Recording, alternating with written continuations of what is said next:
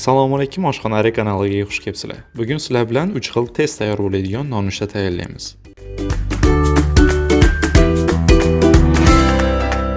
Birinchi bo'lib bananli pankeyk tayyorlaymiz. Buning uchun kerak bo'ladigan mahsulotlarni ekranda ko'rishingiz mumkin. Ikkita bananni bo'laklarga bo'lib maydalab olamiz.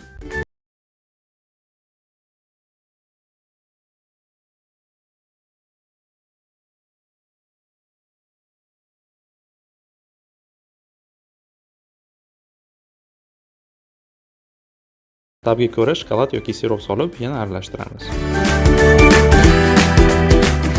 Endi massamizni qizib turgan skоворodkaga solib 1,5 daqiqa o'rtacha olovda ushlab turamiz. Ikkinchi tomonini ham 1,5 daqiqa pishirib olamiz.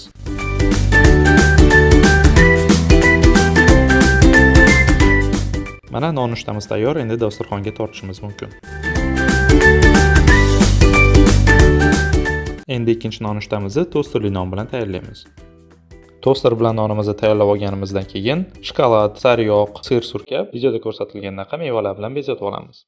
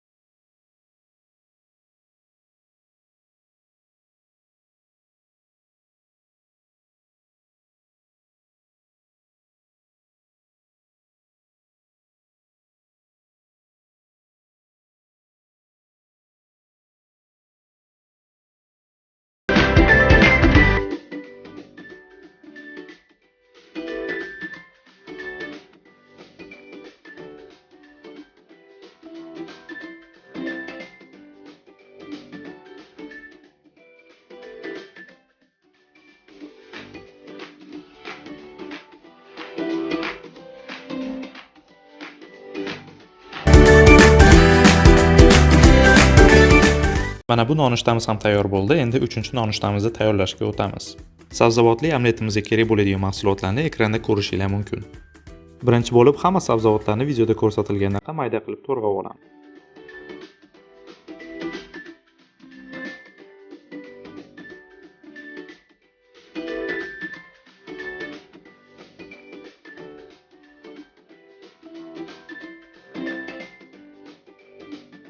Keyin tuxumlarni chaqib, tabiga ko'ra tuz va ziravor solib, yaxshilab aralashtirib olamiz.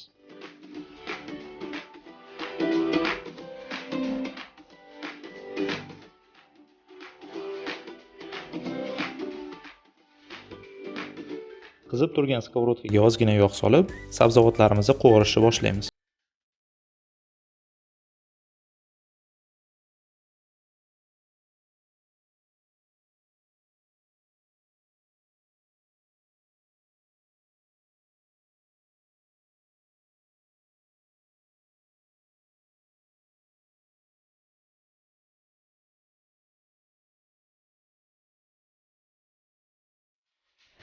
Sabzavotlarimizni 5 daqiqa qovurganimizdan keyin ustidan omletni quyamiz.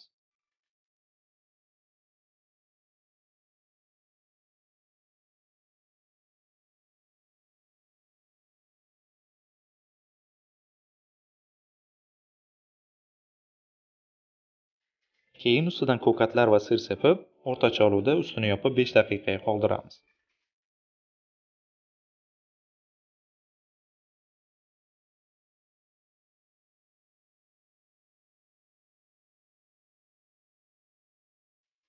Mana bu nonushtamiz ham tayyor bo'ldi.